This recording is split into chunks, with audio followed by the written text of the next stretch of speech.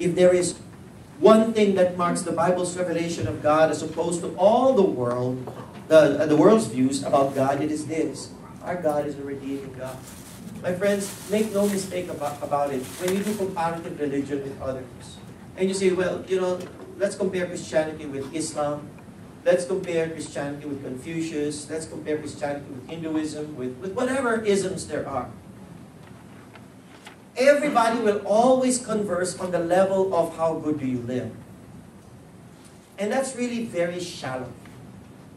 Because how good you live is simply an indication of how you live, not an indication of why you live. Are you with me? So in other words, you can live a good life here on earth just because it's comfortable. It has less problems, less stress when you live well. All right? But it doesn't necessarily speak of the God that is behind all of that. And what God is telling us here is that unless we see our God not simply as a God who wants us to live well, but a God who wants to reconcile us to Himself, then we have no God at all. Because the God we worship, the God we say we acknowledge, that God is a redeeming God. That's why He loves. Why do you think He loves us? Does He love God? Does He love you because you're cute?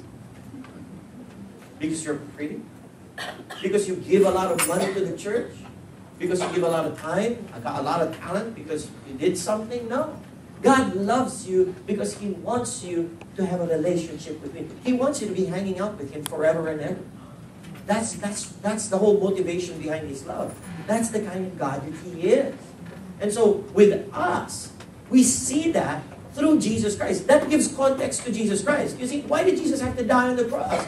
I mean, a lot of people ask that question every day. Why did He have to die? Well, He died because only through His death can we actually be reconciled. Now, if there was no need for reconciliation, then He didn't have to die. Think about it this way.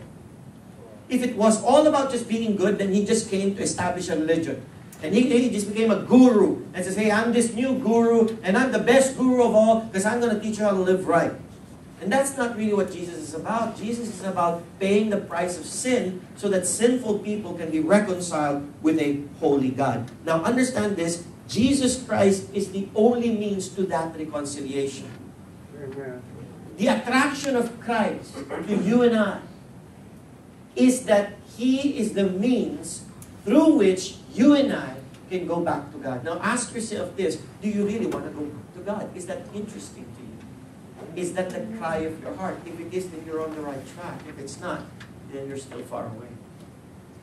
Because there is this deep desire, this hunger in us that will gnaw at us until we come to that place where we need to find a way to say, like that lady on the video, say, I'm looking for something. I'm looking for authenticity. I'm looking for reality.